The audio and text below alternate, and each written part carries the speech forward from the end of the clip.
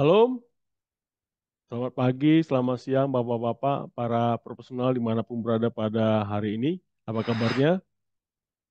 Bapak-Bapak semoga sehat-sehat semuanya. Baik, sebelum kita mendengarkan khotbah kita, mari kita berdoa. Ya Tuhan Bapa, terima kasih Tuhan. Kembali lagi kami ucapkan kepada-Mu Tuhan karena Engkau telah berserta dengan kami hingga saat ini Tuhan. Ya Tuhan Bapa, kiranya Engkau lah berserta dengan kami Tuhan. Ajari kami Tuhan, supaya kami dapat mendengarkan firman-Mu ini dengan baik Tuhan, dan dapat menerapkannya dalam kehidupan kami sehari-hari sebagai profesional maupun sebagai pimpinan. Ya Tuhan Bapa, terpujilah namamu di dalam nama anakmu, Kristus Yesus Tuhan kami. Amin. Baik saudara-saudara yang terkasih dalam nama Tuhan Yesus, nas kita diambil dari Markus 9, ayat 2 hingga 9. Demikian bunyinya. Yesus dimuliakan di atas gunung. 6 hari kemudian, Yesus membawa Petrus, Yakobus, dan Yohanes, dan bersama-sama dengan mereka, ia naik ke sebuah gunung yang tinggi. Di situ mereka sendirian saja. Lalu Yesus berubah rupa di depan mata mereka, dan pakaiannya sangat putih berkilat-kilat. Tidak ada seorang pun di dunia ini yang dapat mengelantang pakaian seperti itu. Maka nampaklah kepada mereka Elia bersama dengan Musa. Keduanya sedang berbicara dengan Yesus.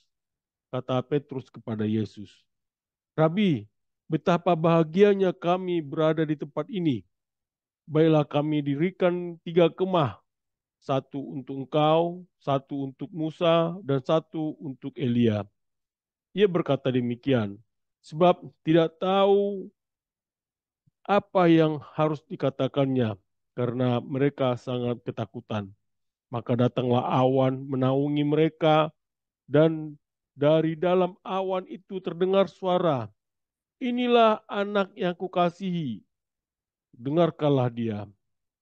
Dan sekonyong-konyong waktu mereka memandang ke sekeliling mereka, mereka tidak melihat seorang pun lagi bersama mereka kecuali Yesus seorang diri. Pada waktu mereka turun dari gunung itu, Yesus berpesan kepada mereka, supaya mereka jangan menceritakan kepada seorang pun apa yang telah mereka lihat itu, sebelum anak manusia bangkit dari antara orang mati. Demikianlah firman Tuhan, berbahagialah orang yang mendengarnya dan memeliharanya. Amin. Saudara-saudara yang terkasih di dalam nama Tuhan Yesus, bahwa memang sekarang ini bahwa Bapak sebagai profesional maupun sebagai pimpinan perusahaan, bahwa perkembangan ilmu dan teknologi memang sangat tinggi pada saat ini. Di McKinsey mencoba menganalisis ada 1.000 perusahaan. Bagaimana mereka memahami bahwa perusahaan-perusahaan itu memiliki kemampuan digital dan AI. Di sini ada temuan mereka, yaitu adalah satu mengatakan demikian, bahwa nilai digital dan AI adalah nyata dan benar. Bukti menunjukkan bahwa perusahaan-perusahaan yang memiliki kemampuan digital dan AI terdepan mengungguli perusahaan-perusahaan yang lamban sebanyak 2 hingga 6 kali lipat dalam total keuntungan dari pemegang saham setiap sektor yang dianalisis. Dan kedua, temuan juga mereka itu adalah jarak antara pemimpin dan kelompok lamban semakin besar karena digital dan AI. Ini jika diterapkan dengan baik, maka akan memberikan keuntungan yang berlipat ganda. Dan ketiga, para pemimpin menerapkan digital dan AI dengan berinvestasi pada serangkaian kemampuan holistik yang sulit ditiru. Dan keempat, perusahaan yang lamban dapat mengejar ketinggalan jika mereka bersedia berkomitmen untuk bekerja keras memperbaiki cara-cara perusahaan mereka dapat berjalan dengan baik. Di samping itu juga di sini di dalam penelitian mereka juga bahwa dengan melakukan analisis terhadap 200 transformasi digital dan AI yang berskala besar, mereka menemukan ada 6 bidang utama yang harus mereka yang sangat berkontribusi terhadap kemampuan mengeksekusi transformasi digital dan AI. Itu apa-apa saja. Yang pertama adalah peta jalan strategis. Artinya di sini adalah bagaimana menyelaraskan manajemen puncak dengan peluang untuk meningkatkan kinerja domain bisnis dengan teknologi untuk menghasilkan nilai. Hal ini termasuk yaitu adalah untuk melakukan investasi yang cukup untuk mempertahankan transformasi. Dan yang kedua adalah organisasi dan talenta. Di sini disebutkan bahwa mereka menyatakan bahwa memastikan tersedianya talenta digital dengan ahli teknologi terkemuka yang dapat dengan cepat melakukan iterasi dan penerapan solusi serta memahami model dan data bisnis. Dan ketiga adalah model operasi. Artinya di sini bahwa perusahaan itu perlu mengembangkan model operasi yang sukses, yang memungkinkan ratusan tim lintas fungsi dapat bekerja secara mandiri pada produknya. Yaitu adanya satu platform atau teknologi back-end dan kemampuan data yang mendukung produk. Dan keempat adalah teknologi. Di sini perusahaan-perusahaan perlu menciptakan lingkungan teknologi terdistribusi yang memungkinkan tim mengakses data, aplikasi, dan juga alat pengembangan perangkat lunak yang sangat diperlukan untuk berinovasi dan membangun dengan cepat.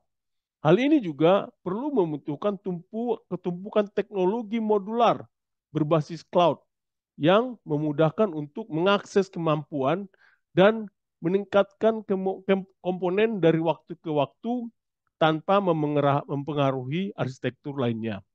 Dan kelima adalah data, yaitu bagaimana perusahaan itu membangun arsitektur data yang berpusat pada pengembangan produk data yang dapat digunakan kembali. Ini adalah elemen data yang dikurasi dan dikemas sehingga tim dan aplikasi dapat dengan mudah mengakses dan menggunakannya dari berbagai produk. Dan keenam adalah adopsi dan penskalaan. Di sini perusahaan perlu merencanakan, menyediakan sumber daya, dan mengatur manajemen perubahan dari awal hingga akhir. Hal ini juga memungkinkan organisasi untuk mengadopsi produk digital dan AI baru secara luas dan mengubahnya menjadi aset yang dapat digunakan kembali di seluruh lini bisnis dan juga pasar.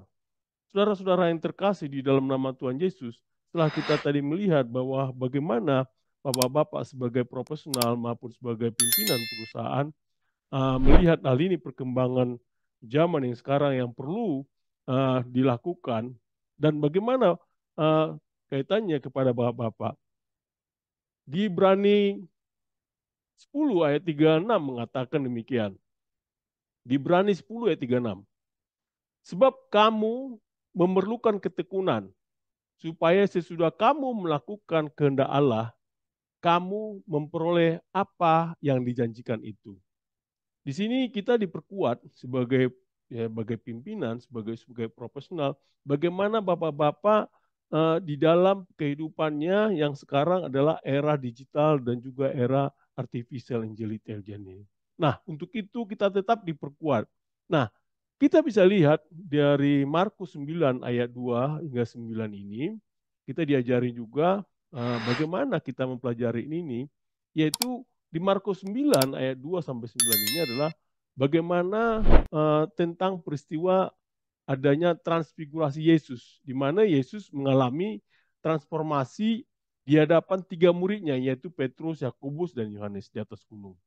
Dan juga di ayat ini, di Markus 9 ayat 2 sampai 9 ini, kita bisa melihat bahwa bagaimana hal ini bertujuan untuk menyampaikan pesan teologis kepada kita para pembacanya. Sehingga untuk bisa kita memahaminya, ada beberapa hal atau faktor yang kita perlu kita lihat di sini, yaitu adalah mengenai sumber-sumber yang tersedia.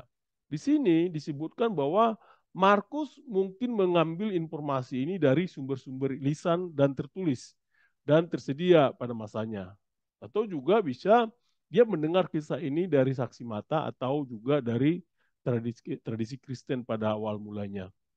Dan kita bisa lihat di sini adalah dari sisi teologisnya. Nah, Markus seperti para penulis Injil lainnya memiliki tujuan teologis dalam menulis Injilnya. Dia juga menyampaikan kepada kita bagaimana Yesus adalah anak Allah yang diutus untuk menyelamatkan umat manusia. Dan juga peristiwa transfigurasi ini adalah salah satu cara untuk menunjukkan kemuliaan dan keilahian Yesus kepada para muridnya. Dan juga kita bisa pelajari di sini tentang konteks literer. Artinya di sini bahwa di pasal ini bahwa sebelum dan sesudahnya juga adanya mempengaruhi pasal ini juga, yaitu bagaimana Markus mencatat percakapan Yesus tentang penderitaan, kematian, dan kebangkitannya. Transfigurasi dapat dilihat sebagai kontras dari tema penderitaan, yaitu menunjukkan pada kita bagaimana Yesus akan menderita. Walaupun dia adalah anak Allah yang mulia dan juga memiliki kuasa atas kematian. Dan di sini juga kita bisa mempelajari tentang keterbacaan dan pemahaman. Artinya di sini Markus kemungkinan ingin menulis pasal ini agar mudah dipahami oleh pembaca, yaitu dengan membuat suatu pengalaman yang luar biasa, yang dengan memilih kata-kata dan struktur narasi yang sederhana sehingga kita bisa memahami daripada Injil Markus ini. Bapak-bapak sebagai profesional maupun sebagai pimpinan perusahaan, hal yang kita bisa pelajari di sini adalah pertama yaitu mengenai kebijaksanaan dan visi.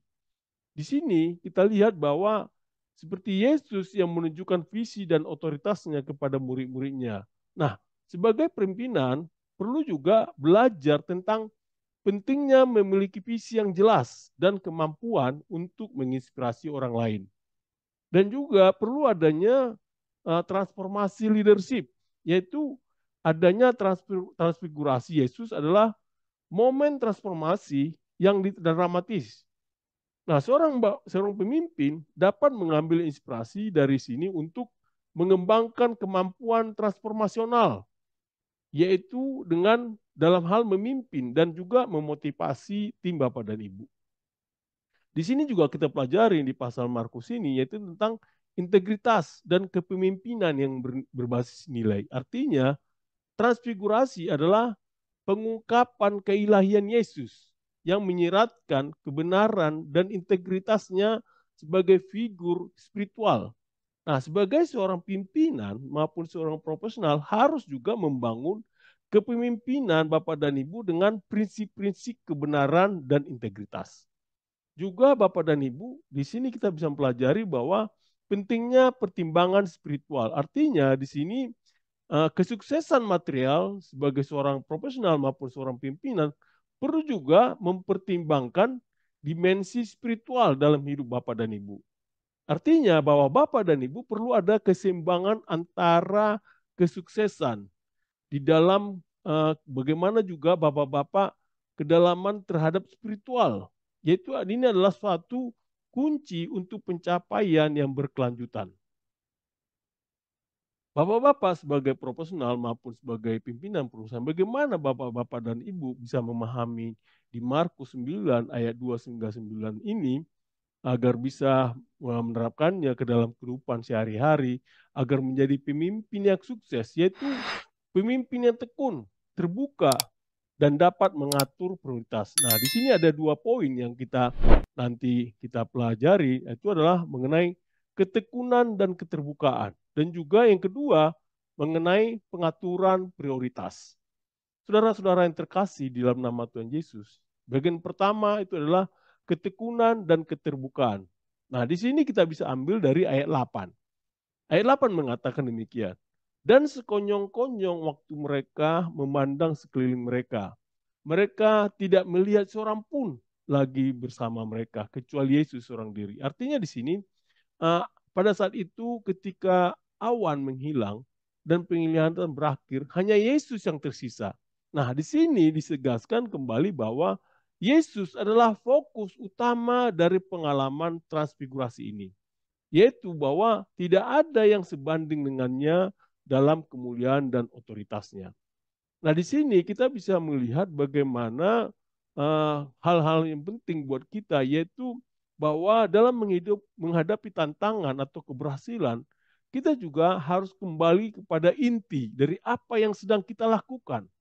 Oleh karena itu, bapak-bapak dan ibu harus fokus pada tujuan akhir dan nilai-nilai inti, yaitu adalah kunci untuk memandu kita melalui perubahan dan kesuksesan.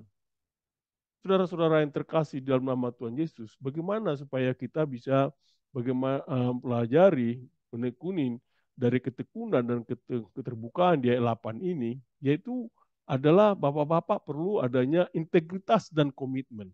Artinya, bahwa bapak dan ibu tetap berpegang pada nilai-nilai inti dan prinsip yang benar dalam menghadapi godaan maupun tantangan. Oleh karena itu, bapak dan ibu, jadilah teladan yang konsisten dalam berperilaku dan tindakan. Juga bapak dan ibu perlu adanya menghadirkan adanya kehadiran ilahi. Nah, di sini kita bisa lihat di ayat 8 tadi bahwa momen di mana awan menaungi mereka dan suara Allah berkata, "Inilah anakku yang kukasihi, dengarkanlah ia." Nah, di sini ada penekanan bahwa pentingnya mendengarkan suara otoritas tertinggi. Nah, bapak-bapak sebagai pimpinan perusahaan ini menyoroti pentingnya memiliki visi yang jelas dan mendengarkan dengan seksama suara pelanggan, karyawan, dan juga stakeholder lainnya. Di sini juga kita dipelajari di ayat 8 ini bagaimana bapak-bapak perlu adanya kepemimpinan sejati. Nah, di ayat 8 itu disebutkan bahwa Yesus adalah teladan kepemimpinan yang sejati. Dia mengajarkan dengan contoh, memberdayakan, dan membimbing para muridnya. Bapak-bapak di dalam kehidupan sehari-hari, dalam profesional maupun dalam bisnis, kepemimpinan otentik melibatkan pemimpin dengan integritas, menginspirasi orang lain, dan juga memberdayakan mereka untuk mencapai potensi yang penuh. Di sini juga kita pelajari bagaimana bahwa pendengaran terhadap suara Tuhan. Nah, di ayat 8 ini kita bisa pelajari yaitu ketika suara dari awan menyatakan, "Inilah anakku yang kukasihi, kepadanya lah harus kamu dengarkan." Yaitu artinya di sini ada bahwa penting mendengarkan suara Tuhan dalam pengambilan keputusan dan arah perusahaan. Nah, bapak-bapak sebagai profesional maupun pimpinan perusahaan perlu memiliki kepekaan spiritual untuk mendengarkan dan mengikuti bimbingan Tuhan dalam menjalankan tugas bapak dan ibu. Di sini juga bapak-bapak kita pelajari bagaimana perlu adanya komitmen dan kesetiaan.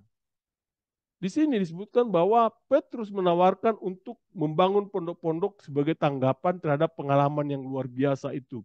Tapi kemudian dia dan para murid diminta untuk mendengarkan dan mematuhi Yesus. Hal ini menyoroti bahwa penting ada suatu komitmen dan kesetiaan terhadap visi dan arahan yang lebih besar. Meskipun itu mungkin bertentangan dengan keinginan atau harapan pribadi. Juga bapak-bapak dan ibu di ayat ini kita bisa perlu adanya mendengarkan firman. Yaitu adalah bagaimana hal ini menjadi penting bahwa buat bapak-bapak sebagai profesional maupun pemimpin untuk mendengarkan dan mengikuti ajaran Yesus yang merupakan anak Allah yang dinyatakan dalam suara dari awan. Bapak-bapak dan juga para profesional perlu di sini kita lihat adanya kebutuhan akan klarifikasi dan arahan. Nah, kita bisa mempelajari bagaimana suara awan memberikan klarifikasi tentang siapa yang seharusnya didengarkan, yaitu adalah Yesus. Di sini menunjukkan pentingnya arahan dan klarifikasi dalam kepemimpinan perusahaan untuk memastikan konsistensi dalam visi dan tujuan organisasi. Nah, di sini juga bapak-bapak di ayat ini kita mempelajari bagaimana kita fokus pada visi dan tujuan. Nah, kita setelah melihat kejadian tadi mengenai murid-murid hanya melihat Yesus. Nah, demikian juga bapak-bapak sebagai pemimpin perusahaan harus membantu karyawan untuk tetap fokus pada visi dan tujuan perusahaan dalam menghadapi distraksi atau hambatan. Bapak-bapak juga bisa daya 8 ini bagaimana bapak-bapak pemfokusan kembali pada tujuan. Nah, kita tadi bisa pelajari bagaimana ketika awan menghilang, murid-murid hanya melihat Yesus. Hal ini mengingatkan kita untuk tetap fokus pada tujuan, nilai-nilai, dan visi yang mendasari tindakan kita pada dunia profesional. Juga hal ini bisa juga menjadi kita terganggu oleh hal-hal lain, seperti umpamanya walaupun itu penting untuk selalu kembali fokus pada hal-hal yang memang itu tujuan yang benar. Bapak-bapak dan ibu juga di sini kita perlu adanya ketekunan dan keterbukaan. Artinya meskipun pengalaman mungkin pasti akan berakhir, tapi bapak-bapak sebagai profesional maupun sebagai pimpinan harus tetap gigih dalam mencari pemahaman yang lebih dalam dan tetap terbuka terhadap perubahan serta inovasi. Dan juga bapak-bapak dan ibu perlu kita bisa lihat dari ayat 8 itu adalah tentang kehadiran Yesus.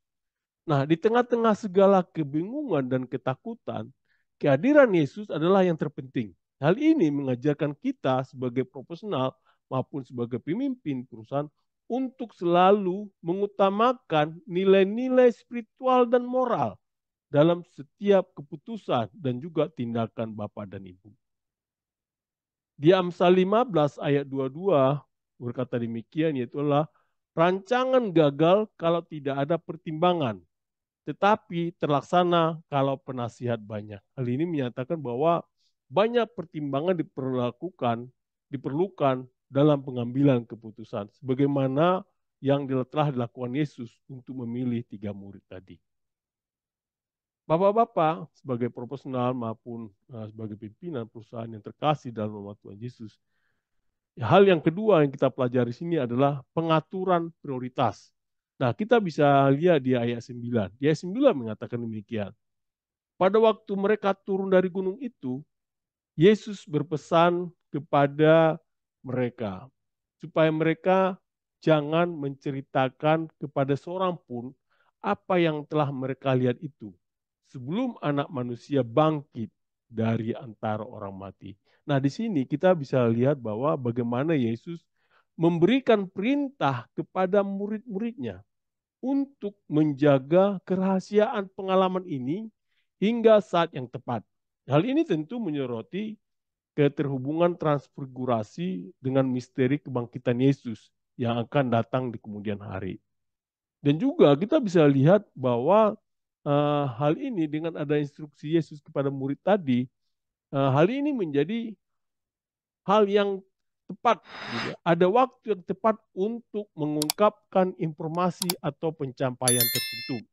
Nah, sebagai pimpinan harus juga bijaksana dalam hal ini, yaitu memilih waktu yang tepat untuk berbagi informasi atau merayakan kesuksesan. Nah, Bapak-bapak sebagai profesional maupun sebagai pimpinan perusahaan, perlu kita bisa melihat bagaimana di ayat 9 ini penting sekali buat Bapak-bapak dan Ibu, yaitu adanya pertimbangan waktu yang tepat. Artinya, Bapak-bapak sebagai profesional harus bisa memilih dengan kebijaksanaan kapan dan bagaimana berbagai informasi yang sensitif atau penting. Dan ini juga harus menjadi pertimbangan dampak dan kesiapan penerima informasi tersebut sebelum berbagi. Juga Bapak dan Ibu, kita diajarkan di sini bagaimana kita kembali ke kehidupan sehari-hari. Artinya di ayat 9 ini, ketika turun dari gunung, Yesus menyuruh para murid untuk tidak memberitakan apa yang mereka lihat sampai ia bangkit dari antara orang mati. Hal ini tentu menunjukkan pentingnya kembali ke dunia nyata dan menerapkan pengalaman spiritual atau pemahaman baru dalam kehidupan sehari-hari. Juga sebagai pimpinan, hal ini sangat berarti bagaimana Bapak dan Ibu mengimplementasikan ide-ide dan juga wawasan baru yang didapat di dalam strategi operasional dan juga pengambilan keputusan sehari-hari. Juga Bapak-Bapak dan Ibu di ayat 9 ini kita diajari bagaimana kesadaran spiritual dan emosional. Hal ini adalah bagaimana pengalaman transfigurasi mengilhami para murid untuk mendalami hubungan spiritual mereka dengan Yesus.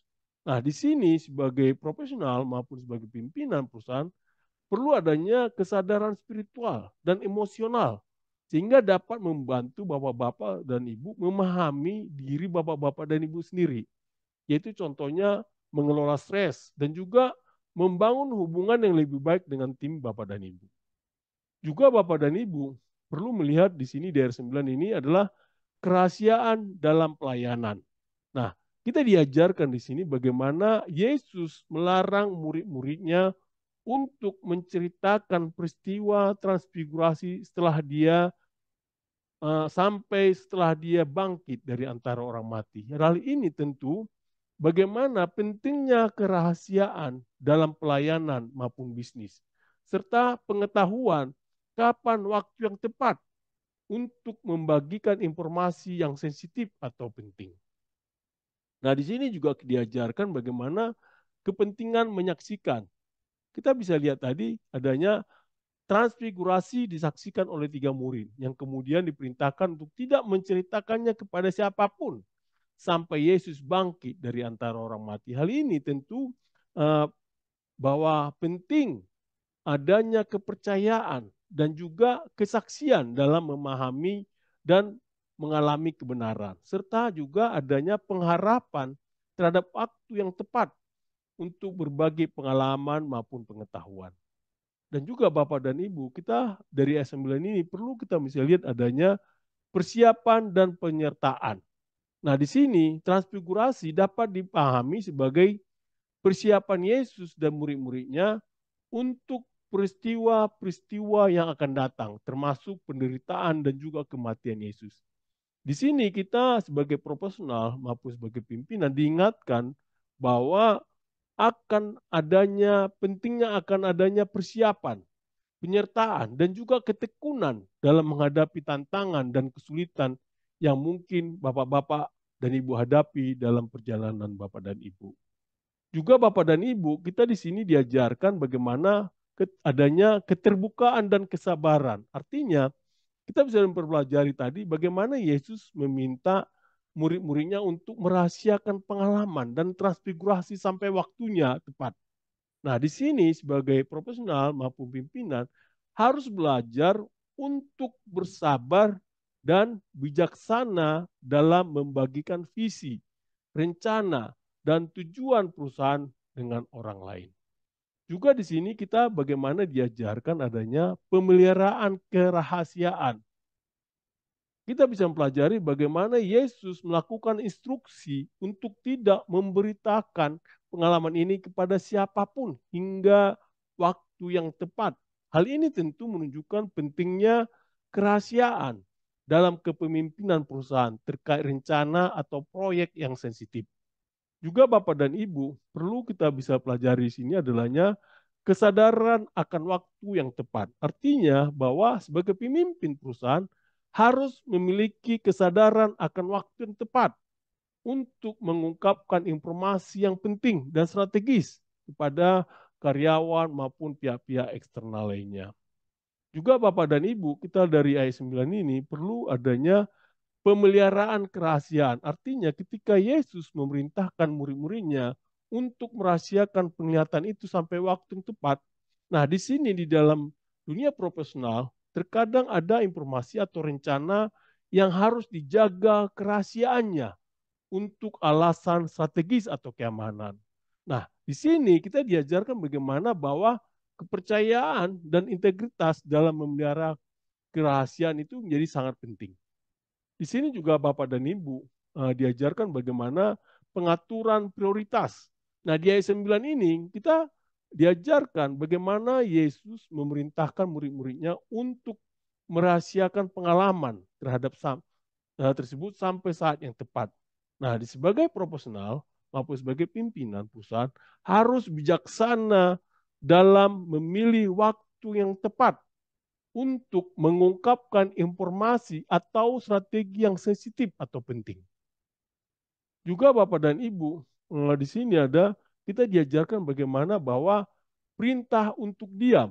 Nah, ketika Yesus memerintahkan murid-muridnya untuk tidak menceritakan pengalaman transfigurasi tersebut sampai dia bangkit dari antara orang mati. Nah, di sini kita diajarkan sebagai profesional maupun sebagai pimpinan perusahaan untuk bijaksana dalam berbagi pengalaman dan juga untuk memahami waktu yang tepat untuk mengkomunikasikan visi atau pengalaman yang mendalam kepada orang lain. Di 2 Petrus 1 ayat 16 ayat sampai 18 berkata demikian. Sebab kami tidak mengikuti dongeng-dongeng isapan jempol manusia ketika kami memberitahukan kepadamu kuasa dan kedatangan Tuhan kita, yaitu Tuhan kita Yesus Kristus sebagai Raja, tetapi kami adalah saksi mata dan kebesarannya. Ayat 17, kami menyaksikan bagaimana ia menerima kehormatan dan kemuliaan dari Allah Bapa ketika datang kepadanya suara dari yang maha mulia yang mengatakan, inilah anak yang kukasihi, kepadanya lah aku berkenan.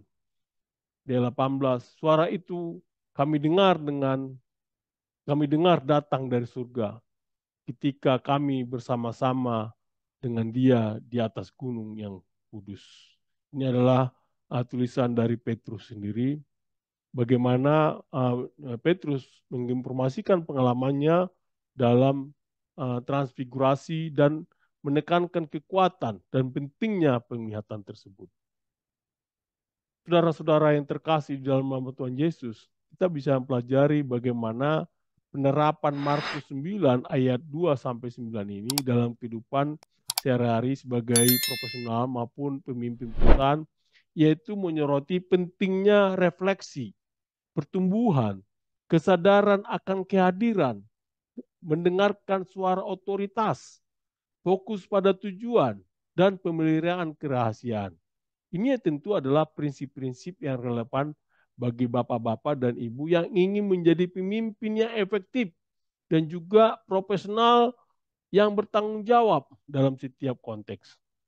Di sini juga diajarkan di Markus 9 ayat 2 hingga 9 ini, bagaimana kita bisa mengarahkan keberhasilan Bapak dan Ibu kepada yang lebih tinggi, mendengarkan otoritas spiritual dalam pengambilan keputusan, mengambil inspirasi dari pengalaman spiritual untuk menghadapi tantangan, memperoleh pemahaman yang lebih dalam tentang tujuan dan panggilan hidup. Juga bagaimana kita menghormati serta memanfaatkan pengalaman transformasi sebagai acuan untuk tindakan di masa depan.